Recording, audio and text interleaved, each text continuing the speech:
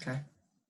Tom Pincince, the interim athletic director, joined for our second coaches corner with three more of our head coaches, and joined by Eric Blake, who's our head men's and women's cross country and track and field coaches, Linda Sagnelli, the head coach of our volleyball team, and Kerri Reaves, the interim head coach of our women's basketball team. So thank you all for joining us. We appreciate it.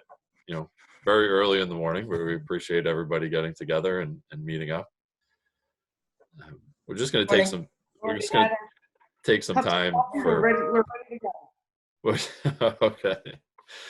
We're just going to take some time to talk to you guys about what's been going on the last 6 or 7 weeks, and how it's affected your team and how you've kept in touch with your group. And Linda, we'll start with you. And you have maybe of the 3 program, well, I guess Eric leads 6 programs, but of the 3 head coaches that are on today, your team's really all over the place, more than anybody. And how have you guys kept in touch, during the last 6 or 7 weeks?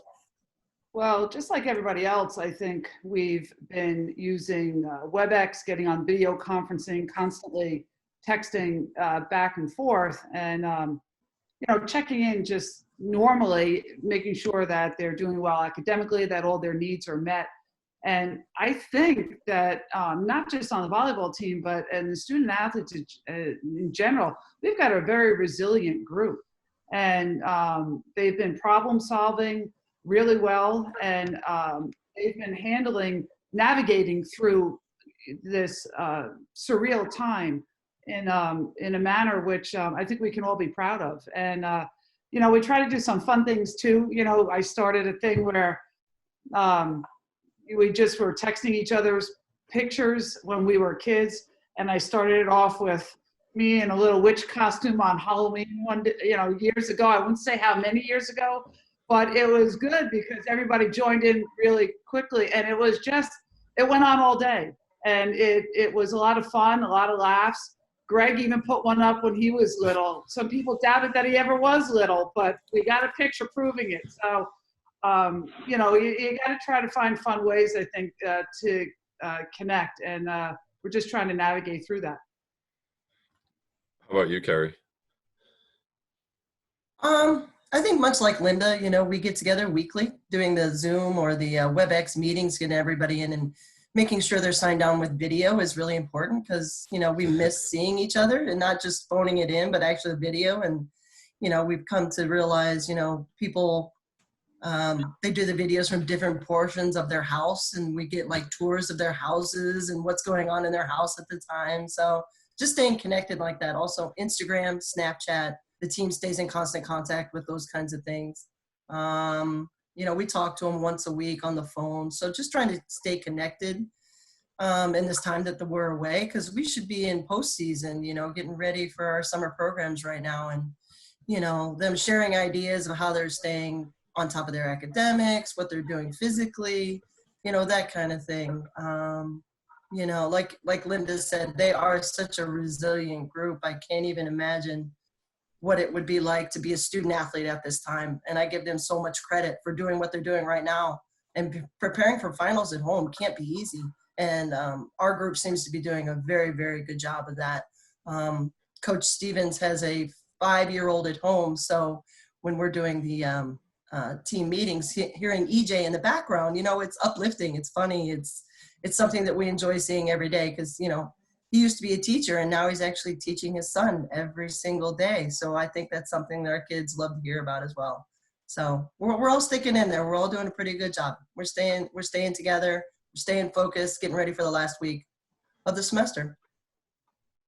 Eric, you have the largest group, on this call, and how have you guys been getting together and keeping in touch? And does your son make appearances during does he all of a sudden just climb up on top of you? And my wife and I keep saying over and over, and, I can't imagine the girls being super, super little and trying to go through this, just trying to keep them busy and trying to do different things. But what have you been doing with your team, and how are you adjusting at home? Yeah, it's been busy because we have a 1-year-old son, Curtis. So my wife and she teaches in the Hartford school system. so she's teaching in the day, and so we trade off and on duties with Curtis, and then so he's made a few appearances. Usually I try to plan when we have a team meeting, I try to plan it in his nap time, so that's usually about 1 o'clock in the afternoon. So that usually works out well. But staying in contact with the team, it's changed a lot the last 2 months because it started when we found out the season was canceled. It took myself, it took the whole team, it took at least a couple of weeks just to have that settle, because we had on the men's team we had 10 fifth-year seniors. So the first, like when we found out the season was canceled, we called every one of them, and they already knew at that point, but so that was through phone calls. And then a women's team, we didn't have any fifth-year seniors. We have a couple fourth-year seniors that are deciding if they're going to come back or not. But then as things at spring break happened, and then after now we've had a pretty constant virtual meetings, either bi-weekly or every other week. And then we also, a lot of phone calls too. Usually if I'm texting with an athlete, after about second or third text, I pick up the phone and just call them and say, let's just talk. And now they're in exams getting ready for that. So it's gone by quick the last 2 months, but also seems like it was years ago when we got shut down. Yeah, and I said the same thing in an earlier call with 3 other head coaches, and somebody had made the comment once, it's like being a parent where they tell you that the days last forever, but the years go by so fast that, it seems every day is almost the same. We haven't set an alarm clock in forever, yet I'm still waking up, at the same time every day, like on the dot. So it's, it seems like it's been a really long time, but, I can still remember standing outside and talking to those spring student athletes and telling them what we were going to have to do. And it feels like yesterday that happened, but it also feels like years ago at this point. Linda, you made the comment about, and really student athletes' abilities to adapt and adjust, which I think is what we take pride in as all of us former student athletes and our current student athletes, and what they learn from you guys, from their coaches, from their teammates. What have you seen happen with your team? As you mentioned, that ability to adapt and adjust to a new reality for now. And what have you seen, and what have you been most proud of your group?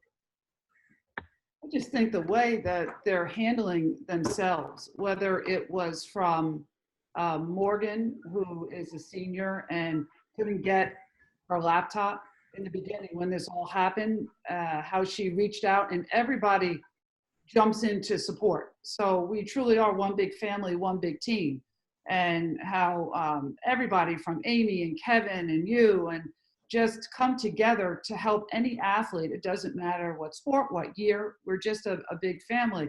And I think they took a lot of responsibility and realized, hey, I have to be able to navigate these waters, and I need to communicate. I need to lean on people. I need my teammates.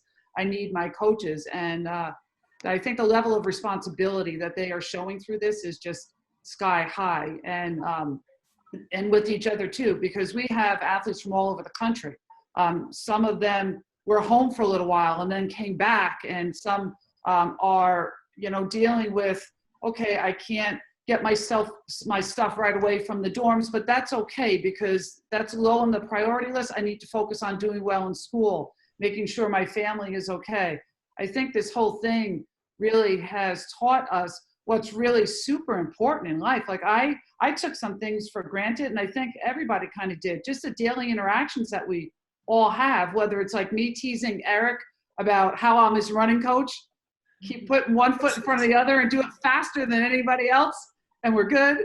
Or just bumping into people in the hallway, showing up for practice. I never thought anything would turn our lives upside down the way this has, but I am super proud of the team, how they've handled it, how they're preparing themselves, and how they're taking care of each other.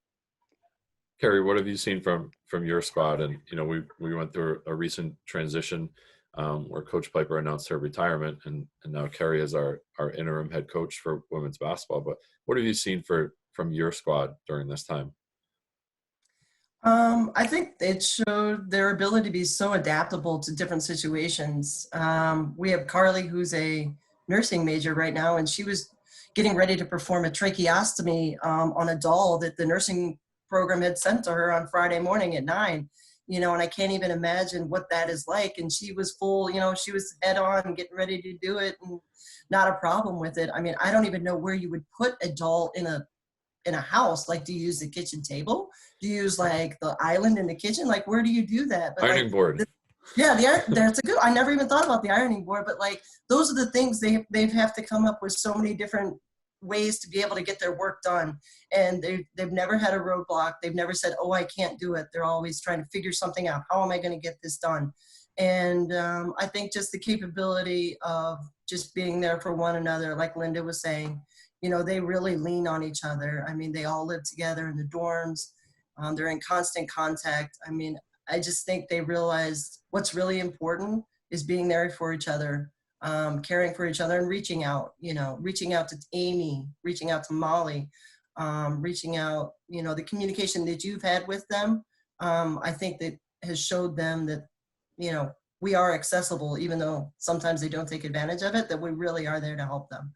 And I'm just really proud of them. I'm really proud of the job they've been doing since they've been home.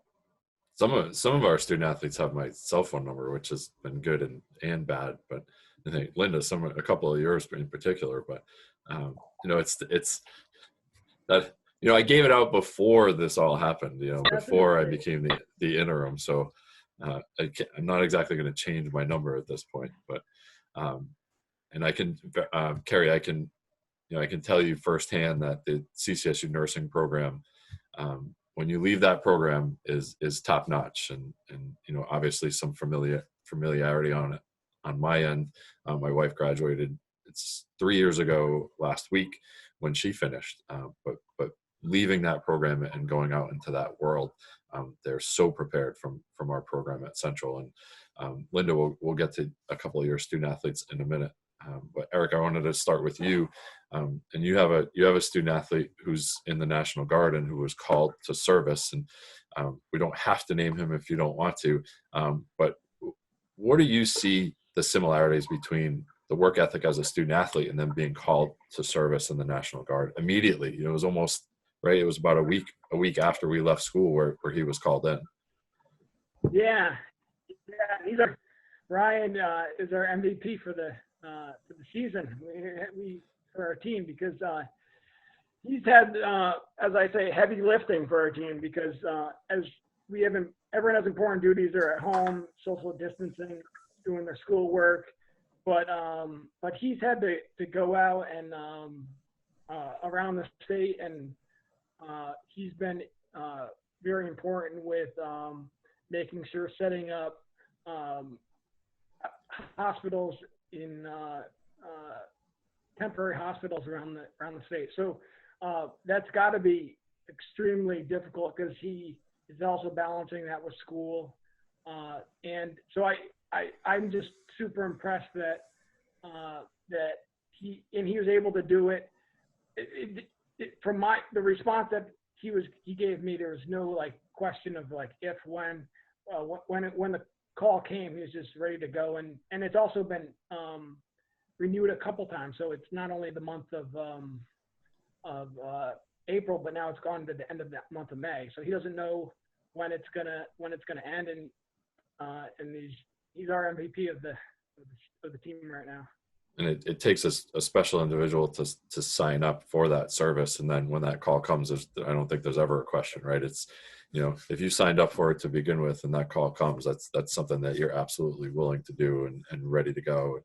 I know we have an athletic training major who works downstairs, who's also in the National Guard, and I believe set up the field hospital that's still not, there's still nobody in there, but in the rec center, they're waiting and ready to go in that rec center. So Linda, we mentioned nursing earlier, and you have several nursing alums. I'm sure it's at least a handful, a couple that went to school with my wife. But have you talked to them? Have you heard from them? And what are they telling you about not only what they're going through right now, but how their experience as a student athlete and a student at Central helped prepare them for that. We have two of our alums at Hartford Hospital. So Brooke Schwab, who is originally from, lives in Oregon, stayed here and took a position at Hartford Hospital. And she graduated in the same class as your wife. And like you said, the program that we have is excellent and really prepared her to start right away at Hartford Hospital. And she went into a medical surgical floor, which because of COVID-19 was turned into a COVID-19 floor. So she is dealing with being an advocate for her patients and providing the best medical care possible, and also with how tiring the shifts are and how long the shifts are, as well as we have Blake King there from Nevada, and she graduated, oh my goodness, it's got to be about 7 years ago now. Yeah. And she is a cardiac ICU nurse and has also been dealing with some COVID-19 patients. And when I was speaking with Amy about a week ago, we decided, Amy and Greg and I, to get together and to send them like a gift package. We sent them coffee and candles and some biscottis from Bucks County Biscotti, and just to let them know that, you know, once you come through our program, our athletic department, our university, you're a Blue Devil forever. And we continue reaching out to you. And I think that they need that. And, you know, we've been speaking with them frequently, and they really appreciated it. And Blake said just to sit down, have a cup of that coffee, you know, while I lit my candle and I'm eating the biscotti, just felt so good to know that people really cared about her. And I just think that's what all of our CCSU alumni are doing in the nursing profession. They're getting out there. They've learned a lot, you know, through the lessons you learn in sports and competition, to never give up, to find ways to problem solve and get through hard times and persevere. And I think that's what they're doing. I know we have several women's soccer alums who are also, you know, out there on the front lines that are nurses at this point in time. And it's a tough juggling, you know, that major with being a Division I student athlete, and, you know, to be able to do that and to be able to graduate and then, you know, pass the exams that you need to pass and move on. I think that's a testament to everything that they did, not only now, but when they were there as student athletes. So we'll go a little bit on the lighter side, and we talked to Eric beforehand, and, you know, I mentioned that I was kind of surprised that you haven't tried to break your own world record in the Treadmill Marathon. And do you have a treadmill at your house? I don't have a treadmill, and I'm actually surprised the record hasn't been attempted in the last 2 months by someone in the world. But that was 14 years ago now, believe it or not. Now I do remember when I broke that. I believe you we sent into Sports Illustrated. I think so. Were you facing the crowd at that point? Yeah, and then also the local affiliate did a little.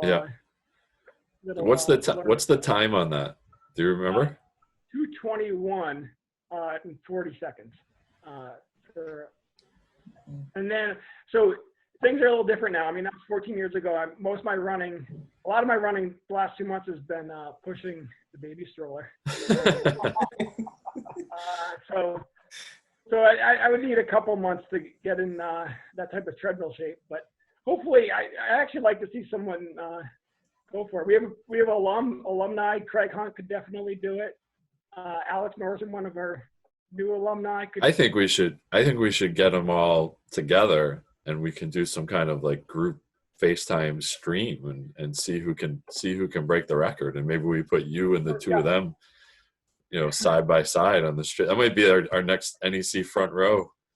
I mean, we might get millions of viewers. You know, now that the NEC competition is over for the you know, the top NEC moment, you know, that women's soccer won a couple of weeks ago. That was our only form of competition for a while. But It might be like UFC fights and then Eric and his group trying to break that record. This is what I remember about that. I remember coming in one morning and you were in the rec weight room and you were on the treadmill and you were running so fast on the treadmill that I couldn't believe it. I couldn't imagine running for 30 seconds at that speed. And I was a runner for a while. And I looked at you and I said, I just can't believe you're running so fast. And you kind of looked at me like with this look, and you were like, I'm just cooling down. I just finished my workout. I'm just cooling down. But that's what I remember from that time period. But didn't you and some? I was gonna say that response, I could have had a little better response than that. But. So it was you and somebody else for a little while, right? Did you go back and forth a couple times, or you broke somebody's and then he tried to break it, or? Yeah, Mike Warden is at Virginia. He lives in Virginia. He had the record, and then I broke his record. He's attempted the record. I believe he has the 50K treadmill record. Oh my goodness! So right now it's I wouldn't be surprised though if someone attempts it. And Craig Hunt just ran the Olympic trials back in February, and he's run 2:15 on the road. So I have a pretty good feeling that he could get it. So when this video comes out, I'm definitely going to text them and say, Craig, you should go off the record. I might get to him. I might get to him before that. When I have to put down all of this literature about what it means for a safe and healthy return to practice and play, that I'm now on my, page 16 of the newest literature that was sent to me. I think this will be something else to do to pass the time if we can get it up and running. And then we need to find, that average runner to make that fourth person. Maybe we do the three of you, and then maybe I'll get my little brother to do it, because my little brother runs, and as Eric knows, he sees him in races every once in a while, but he's a decent runner. Put him up against those elite runners so people can see the difference and what that means. What have you guys learned about yourselves during all this, or is there anything new? I think I asked the previous group, like, did you come up with anything new? Like we have like a number of Rubik's cubes in the house, so Lucy's now mastering the 2x2 Rubik's Cube, which is harder than it sounds. But what have we done to stay busy, to stay competitive, to stay engaged? Have you guys found yourselves doing anything different? I love to cook. So being a coach, as you guys know, going out to dinner is just second nature. You just like grab a quick bite here or there, but being able to be home and actually enjoy cooking and coming up with new recipes, it really keeps me busy. Like, I really enjoy it. I take pictures and I send it to the team. We're thinking about doing like maybe a chopped competition online with some ingredients between all of us, just to keep everybody engaged. But, I loved baking for the team and making cookies and muffins and stuff like that. So I still continue to do that, but I just send them to my brother in Ohio.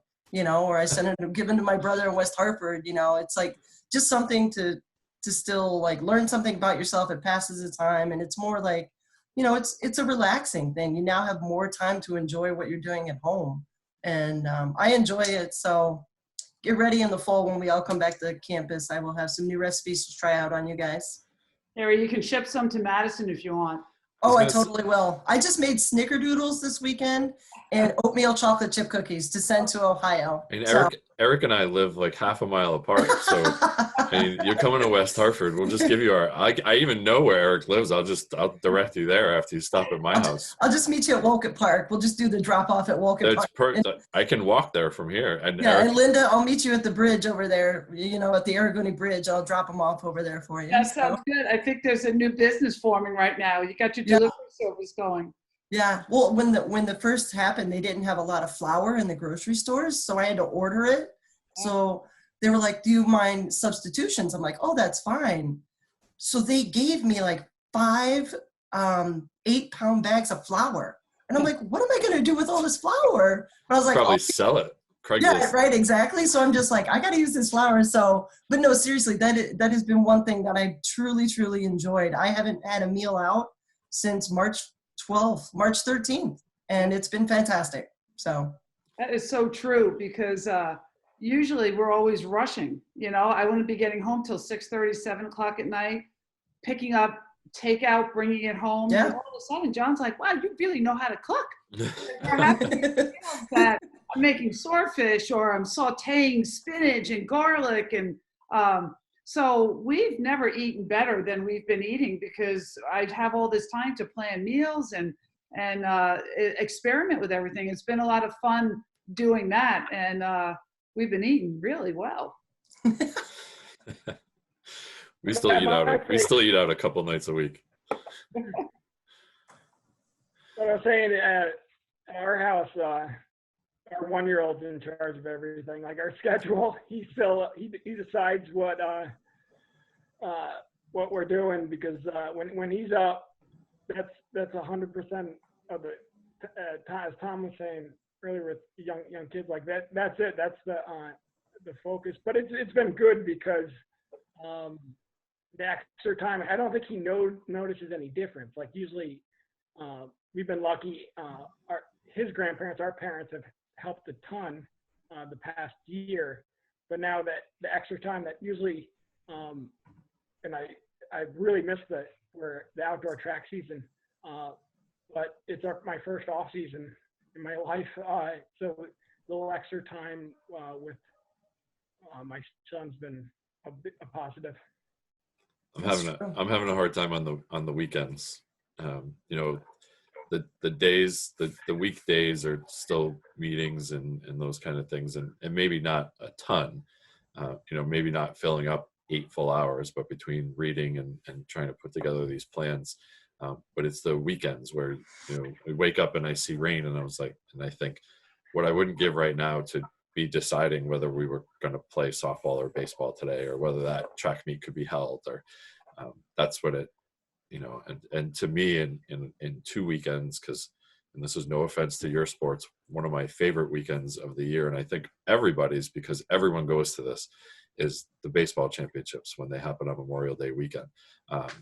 To me, to be able to sit there for 3 days and watch not only our team compete, but the other games and everything else that happens, to me, that's going to be, that weekend is, you know, I haven't had like a traditional Memorial Day weekend that other people have, because we're usually at the games and working, but to have that weekend will be a little bit different in a couple of weeks. So, well, thank you guys very much for taking time out of your mornings. I'm not going to say what day it is, because we won't put this up on the actual day that we tape it. But I appreciate you guys taking the time, sharing some of your stories, some insights into your programs and what you guys have been up to. And, you know, I say thank you for everything that you've done for the department, for our student athletes, for your teams, and for each other during this time. I think, you know, we mentioned the word, and we hear athletic departments say that word, family, over and over and over again. And I will say this forever, that it's just different where we are. And you guys are a testament to that. And I appreciate it. And I thank you for taking the time and for everything that you've done over the last few weeks. You're welcome. Thank you. Thanks, Tom. All right, guys. Thank you.